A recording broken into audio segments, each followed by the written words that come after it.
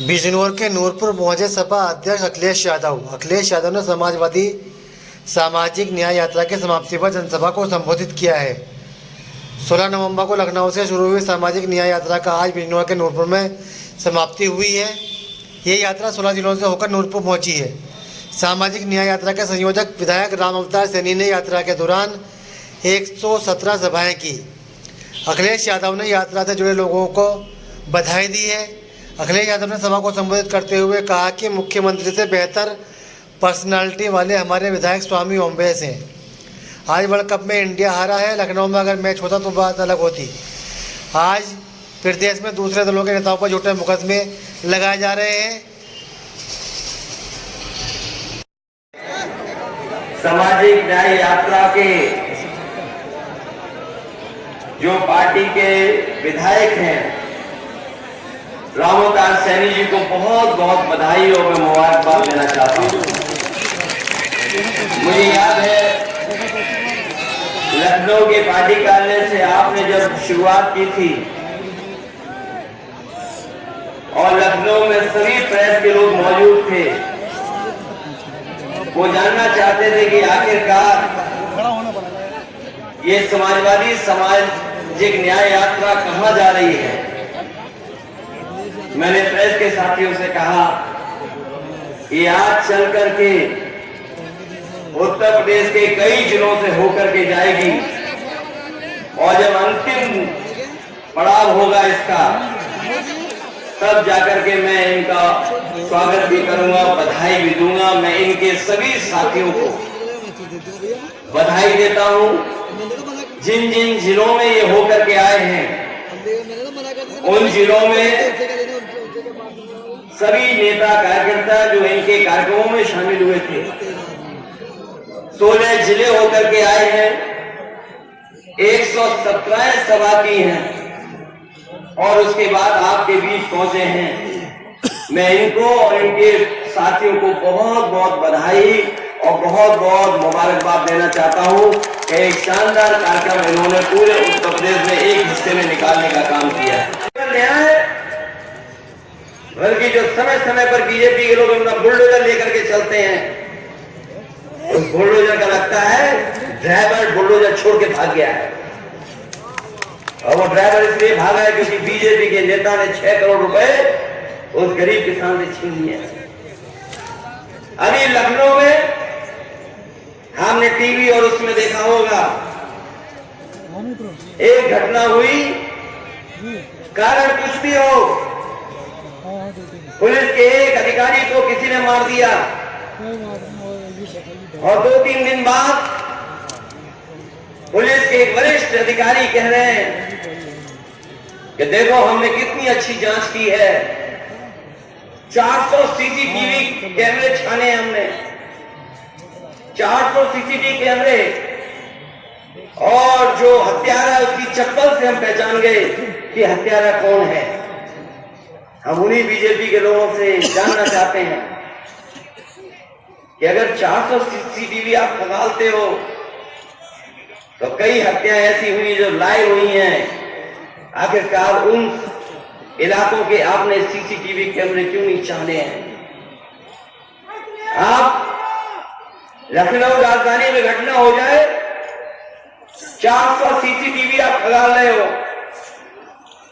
आप चप्पल से पहचान ले रहे हो कि अपराधी कौन है, हत्या किसने की है, लेकिन जो हत्याएं लाइव हो जाएं, पूरा देश और दुनिया देख ले, उनमें अभी तक आपने कोई सीसीटीवी नहीं खंगाला है।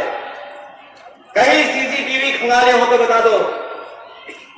ये भेदभाव केवल हत्याओं तक और लूट तक नहीं है। हमने आपने सबने देखा है कि मोहम्मद आजम खान साहब को, उनके परिवार को फंसा करके और बीजेपी के लोगों ने जानबूझ करके जेल भेज दिया। क्या यही बीजेपी का जीरो टॉलरेंस है लॉ एंड ऑर्डर के लिए? क्या यही जीरो टॉलरेंस है उनका?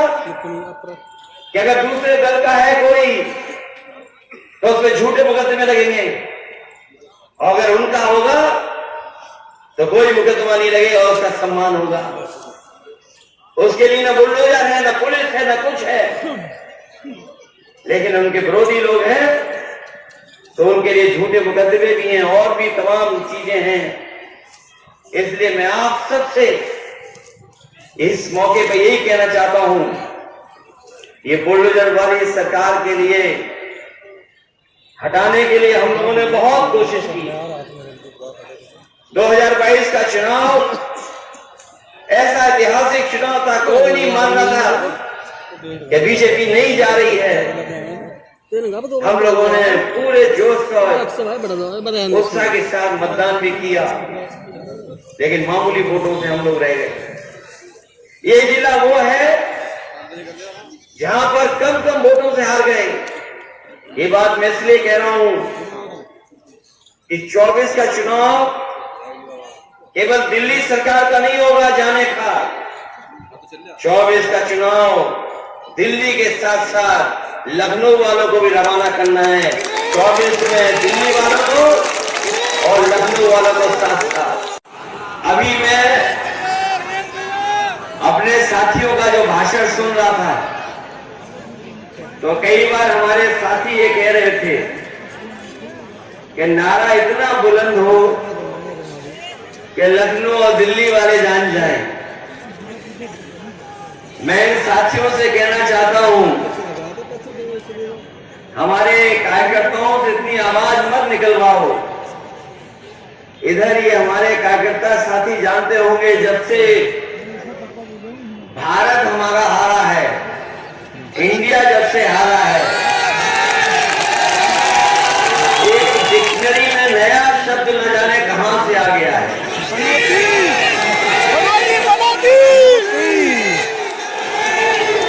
कभी कभी कुछ नाम जनता देती है और वो शब्द ऐसा निकल करके आया है कि अगर मैं आपकी भाषा में बोलूं तो वो शब्द उन पर चिपक गया है, अब वो निकाले नहीं निकल सकता।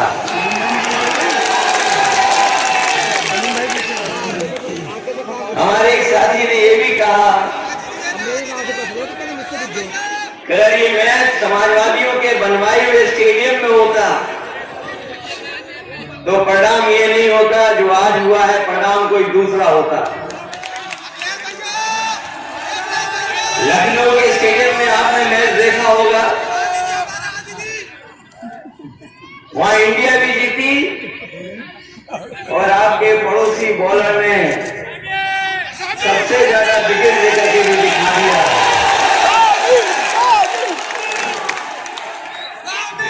और अगर वो मैच लखनऊ के स्टेडियम में होता तो इंडिया की टीम को 2 लोगों का आशीर्वाद मिलता। जब ये स्टेडियम बनाया था मैंने, तो ये स्टेडियम मैंने एक भगवान के नाम पर रखा था, एक गाना भगवान के नाम पे था, तो उनका भी आशीर्वाद मिल जाता। और हमारे बीजेपी के लोगों ने उसका नाम बदल दिया, पूर्व प्रधानमंत्री जी के नाम पर उस स्टेडियम को बना दिया। तो न केवल भगवान का आशीर्वाद मिलता, हो सकता था कि पूर्व प्रधानमंत्री रहे उनका भी आशीर्वाद मिल जाता और इंडिया को इस तरीके से हार का सामना नहीं करना पड़ता। इंडिया जीत करके एक इतिहास बनाने का काम करती और वर्ल्ड कप आज इंडिया के पास होता। और पीडीए को इन्होंने अपनी यात्रा में शामिल किया है। ये नारा पीडीए केवल नारा नहीं है, हम अपने लोगों को बताना चाहते हैं कि जब कभी भी समाजवादियों को मौका मिलेगा, बाबा साहब भीमराव अम्बेडकर जी के दिए हुए संविधान के तहत हम लोग पीडीए के लोगों को हक, अधिकार और सम्मान दिलाने का काम करेंगे। यही पीडीए है जो एनडीए को हराएगा, यही पीडीए है जो एनडीए को हराएगा। और पीडीए का मुकाबला ये भारतीय जनता पार्टी के लोग नहीं कर सकते। इधर आपने देखा होगा देश के सभी दल कह रहे हैं कि जाति जनगणना हो, जाति के हिसाब से हक और सम्मान मिले। कुछ प्रदेशों में तो आरक्षण ज्यादा मिल गया है, कुछ प्रदेशों में पिछड़ों को मिल ही नहीं रहा है। और जिस तरह से बीजेपी काम कर रही है, ये ना हमें नौकरी देना चाहती है, ना रोजगार देना चाहती है, और जो कुछ हमें संविधान के तहत मिल भी रहा था उसको छीनना चाहते हैं। इसलिए मैं बधाई देता हूं इनके साथियों को और इनके समाज के लोगों को और हमारे तमाम पिछड़े और दलित भाइयों को, जिन्होंने समझ लिया है कि बीजेपी की सरकार रही तो बाबा साहब भीमराव अंबेडकर जी का दिया हुआ संविधान के तहत जो हमें हक और सम्मान और अधिकार मिलता है उसको छीन लेंगे ये लोग। और धीरे धीरे ये लोग प्रदेश और देश को उसी दिशा में ले जा रहे हैं। कोई सोच नहीं सकता था कि बड़ी बड़ी संस्थाएं बेची जा रही हैं। आपके जितने भी बड़े बड़े, जहां पर बड़े पैमाने पे नौकरी मिल सकती थी, उन संस्थाओं को बेचने का काम कर रही सरकार। और धीरे धीरे हो सकता है स्थिति हो जाए, ये माहौल बन जाए, ऐसी परिस्थितियां कि नौकरी और रोजगार हमसे छीन लिए जाए। और सोचिए, आरक्षण से मामूली खिलवाड़ नहीं हो रही है। जब से इनकी सरकार आई है, हमारे पिछड़े और दलित भाइयों को कहीं नौकरी नहीं मिल रही है, और हमारे अल्पसंख्यक भाइयों को भी कहीं भी हक मिलने का काम इस सरकार में नहीं हो रहा। कुछ दल हैं जो पैसा लगाते हैं, कुछ दल हैं जो सोशल मीडिया पे पैसा लगाते हैं कि किसी को कैसे बदनाम किया जाए, किसी के बारे में कैसे कुछ गलत लिखा जाए। लेकिन मैं बधाई देना चाहता हूं कि यहां के लोगों ने और समाजवादियों ने कभी वो शब्द का इस्तेमाल नहीं किया। हमारे लोगों ने वो शब्द इस्तेमाल नहीं किया। वो तो ट्रेंड अपने आप हो गया। ट्रेंड कैसे हो गया ये हम नहीं जानते, ये तो बीजेपी के लोगों ने ही पैसा लगाया होगा, तभी जाकर के ट्रेंड हुआ होगा। और सोचो किस देश से हम लोग आ रहे हैं। बीजेपी के लोग तो दावा करते हैं कि हमारा भारत देश विश्व गुरु बन जाएगा, विश्व गुरु। और जो देश जीत करके गया है उसकी आबादी केवल 3 करोड़ है। अगर आज भी देखोगे आप तो आबादी उसकी 3 करोड़ है। एरिया में हमसे 3 गुना हो सकता है, 4 गुना बड़ा हो। और सोचिए हमारा देश 140 करोड़ की आबादी वाला, और हम वर्ल्ड कप से दूर रह गए। लेकिन हम कहना चाहते हैं कि अगर हमारे वर्ल्ड कप से ज्यादा हमारे समाज में जितना भाईचारा होगा, जितना आप लोग हम मिल करके रहेंगे, उतना ही देश मजबूत दिखाई देगा, उतना ही हमारा देश आगे बढ़ता हुआ दिखाई देगा। चाहते हैं कि हम लोगों ने बहुत गठबंधन किए हैं। गठबंधन में हम लोगों से बेहतर साथ लेने वाला दल कोई नहीं है। अगर किसी दल को हम लोगों ने साथ लिया तो पूरी ईमानदारी से साथ लिया। और भविष्य के लिए मैं कहता हूं, अगर कोई दल आना चाहता है तो ईमानदारी के साथ आएगा तो समाजवादी पार्टी उसके साथ होगी। अगर ईमानदारी नहीं होगी तो समाजवादी पार्टी अपना दूरी बना करके रखेगी। क्योंकि हमारा लक्ष्य बीजेपी को हराने का है। और बीजेपी कैसे हारे, उस दिशा में हम लोगों को काम करना पड़ेगा। हमें उम्मीद है कि 2014 में उत्तर प्रदेश से ही आए थे और 2024 में उत्तर प्रदेश से ही जाएंगे। उत्तर प्रदेश की भूमिका महत्वपूर्ण है। इसलिए मैं अपने तमाम साथियों से कहना चाहता हूं, कोई कंफ्यूजन मत रखना। अगर कहीं कंफ्यूजन होगा तो हम लोग बीजेपी का मुकाबला नहीं कर पाएंगे, और अगर कंफ्यूजन दूर हो जाएगा तो बीजेपी का मुकाबला करने में हम लोग कामयाब हो जाएंगे। इसलिए जहां 14 में उत्तर प्रदेश से ही आए थे, ये 24 में जाएंगे और उसकी तैयारी समाजवादी पार्टी लगातार कर रही है। हमें चाहे यात्राएं करनी पड़े, चाहे अपने नेता कार्यकर्ताओं को यात्रा करानी पड़े, और चाहे हम लोग को वोट से लेकर के कोई और रणनीति बना करके इनका मुकाबला करना पड़े, हम लोग मुकाबला करेंगे। और जब मुकाबला होगा तो समाजवादी पार्टी जीतेगी, कोई दूसरा रास्ता नहीं है। इसलिए हम आज के दिन जब यात्रा खत्म हुई है, 16 जिले होकर के आए हैं, कई सभाएं की आपने। रेवेन्यू सरप्लस है तो हमारे नौजवान ये खाली हाथ क्यों बैठे हुए हैं? नौकरी क्यों नहीं इनके हाथ में?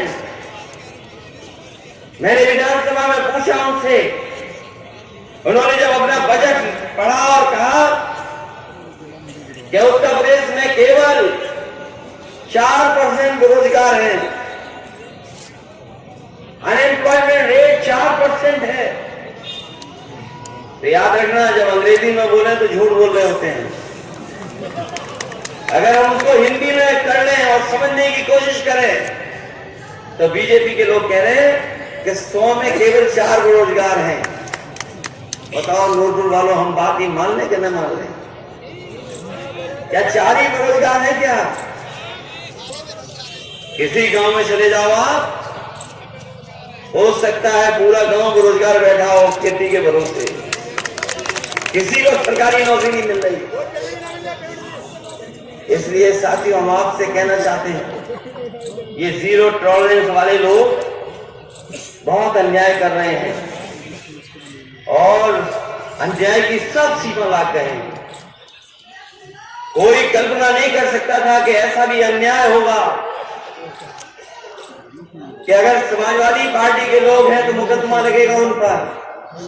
1 नहीं, 2 नहीं, 3 नहीं, 4। अगर कोर्ट राहत दे रहा है तो ये नई चार्जशीट तैयार रखते हैं। उधर आपको बेल मिली, इधर चार्जशीट नहीं लगा दी। ये नए तरह का जीरो टॉलरेंस सरकार में काम हो रहा है। मैं कानपुर की घटना बताना चाहता हूं आपको। एक किसान गरीब जिसकी जमीन का सौदा बीजेपी के लोगों ने कर लिया। बीजेपी के नेताओं ने कहा कि हम तुम्हें 6 करोड़ रुपए देंगे। गरीब किसान जिसके पास घर नहीं, कुछ नहीं, उसे लगा कि हमारी जमीन चली बिक जाएगी तो हमारे रुके हुए काम पूरे हो जाएंगे, गरीबी दूर हो जाएगी। उस किसान ने सौदा कर लिया बीजेपी के नेताओं से। बीजेपी के नेता बहुत होशियार हैं। उस गरीब किसान से कहा कि चेक में हमसे गलती हो गई है, किसान जमा मत करो बैंक में, हमें वापस कर दो। उस किसान ने भरोसा कर लिया, बीजेपी के नेता को वो चेक वापस कर दिया। उस बीजेपी के नेता ने उस चेक को फाड़ दिया। उस किसान के सामने कोई रास्ता नहीं बचा। किसान अपना चेक मांगता रहा कि हमारा 6 करोड़ का चेक दे दो। बीजेपी के नेता इधर उधर टहलाते रहे। कई दिनों चक्कर काटने के बाद मजबूरी में उसने आत्महत्या कर ली और आत्महत्या करने के बाद आज भी उस परिवार को न्याय नहीं मिल रहा है। हमारे मुख्यमंत्री जी को जब झूठ बोलना होता है, जो हमारे उत्तर प्रदेश के मुख्यमंत्री जी हैं, जब उन्हें झूठ बोलना पड़ता है या बोलना होता है तो वो अंग्रेजी में बोलते हैं। हमारी आम जनता समझ न पाए इसलिए वो अंग्रेजी में बोलते हैं। अभी कुछ दिन पहले उन्होंने कहा कि हमारी रेवेन्यू सरप्लस इकोनॉमी है। हमारे पत्रकार साथियों बताओ, यही कहा कि नहीं कहा? अभी एक दिन मैंने पढ़ा अखबार में कि उत्तर प्रदेश के मुख्यमंत्री कह रहे हैं कि पहली बार आजादी के बाद उत्तर प्रदेश की इकोनॉमी सरप्लस में आ गई है, रेवेन्यू सरप्लस में। बताओ हमारे नूरपुर के भाइयों बहनों, कितने लोगों को समझ में आ गया होगा? हमारे मुख्यमंत्री कानून व्यवस्था को कहते हैं कि जीरो टॉलरेंस है। हम तो कहेंगे कि पत्रकार साथियों हमें समझाओ जीरो टॉलरेंस क्या है। कोई बताए हमें कि जीरो टॉलरेंस क्या है। अरे आप नहीं समझ पा रहे हो तो कोई अधिकारी तो होगा यहाँ पढ़ा, वही हमें बता दे कि जीरो टॉलरेंस क्या है। इसलिए इन लोगों से सावधान रहना। जब इन्हें झूठ बोलना होता है, आम जनता को समझ में नहीं आए तो वो अंग्रेजी में बोलते हैं कि हमारा रेवेन्यू सरप्लस है। और अगर रेवेन्यू सरप्लस है तो बताओ हमें डीजल पेट्रोल महंगा क्यों मिल रहा है? अगर रेवेन्यू सरप्लस है तो बताओ जो सिलेंडर फ्री दिए गए थे वो आज सस्ते क्यों नहीं है? आज भी उनसे सरकार पैसा वसूल रही है। और अगर रेवेन्यू सरप्लस है तो आपको कौन रोकता है कि हमारे किसानों को गन्ने की कीमत न बढ़ा दी जाए? अगर रेवेन्यू सरप्लस है तो हमारे किसानों के गन्ने की कीमत बढ़नी चाहिए, और कम से कम इतनी बढ़नी चाहिए कि जितना बाजार में महंगाई है, कम से कम अगर वो गन्ना चीनी मिलों के पास भेजता है तो थोड़ी बहुत उसकी गरीबी दूर हो जाए। कम से कम गन्ने की कीमत इतनी देनी चाहिए सरकार को। चुनाव महत्वपूर्ण है और बिजनौर के लोगों को देख रहे कितने करीब से हम लोग पीछे रह गए। यही नईमुल यहीं से विधायक थे, जीत गए होते लेकिन मामूली 200 वोटों से पीछे रह गए। हमारी नेत्रौल की विधानसभा 300 वोट से रह गए। बिजनौर का शहर 1112 वोट से रह गए। हमारे गुर्जर नेता भी जीत गए होते। न केवल यहां हम लोग मामूली वोटों से हारे हैं, सहारनपुर जिले में भी हम लोग कम वोटों से हार गए। मुरादाबाद में भी कम वोट से हारे हैं। हम अपने क्षेत्र में भी कम वोटों से कई जगह हारे। जौनपुर में भी कम वोटों से हारे, 400, 500, 700 वोट से हार गए। और अभी एक साथी ठीक कह रहे थे कि अगर केवल 4 लाख वोट होते ज्यादा तो आज सरकार बीजेपी की नहीं समाजवादियों की होती। इसलिए मैं आपसे आज कहना चाहता हूं, अगर आप पीडीए का नारा लगा रहे हैं और अगर आप ये सपना देख रहे हैं कि बीजेपी हारे, तो अभी वोट बनाने का काम चल रहा है। आपको अपना, अपने परिवार, अपने साथियों का वोट बनाना पड़ेगा। इसलिए जहां हम पीढ़ी यात्रा के लोगों को बधाई देने आए हैं, वहीं आप लोगों से भी हम अपील करने आए हैं कि वोट बनाने का काम चल रहा है। हो सकता है अधिकारी आपका सहयोग नहीं करें, लेकिन अगर कागज वगैरह सही रखोगे तो आपका वोट भी बढ़ जाएगा और कागज भी आपके ठीक होंगे तो रोक नहीं सकते, वोट बढ़ेंगे। इसलिए वोट बढ़ाना जरूरी है। ये सरकार ने तो ऐसा मेडिकल कॉलेज और बड़ी संस्थाओं का हिसाब किताब किया है कि कोई गरीब परिवार का बच्चा डॉक्टर नहीं बन सकता है, क्योंकि फीस 1 साल की इतनी हो गई है कि कोई किसान और गरीब अपने बच्चे को नहीं पढ़ा सकता है। ये सवाल बहुत महत्वपूर्ण है। इन सवालों का जवाब, और खासकर गरीब, पिछड़े, दलित और संगत भाई, खासकर मुस्लिम भाइयों को अगर कोई मुख्य धारा में लाने का काम कर सकता है तो वो समाजवादी लोग हैं।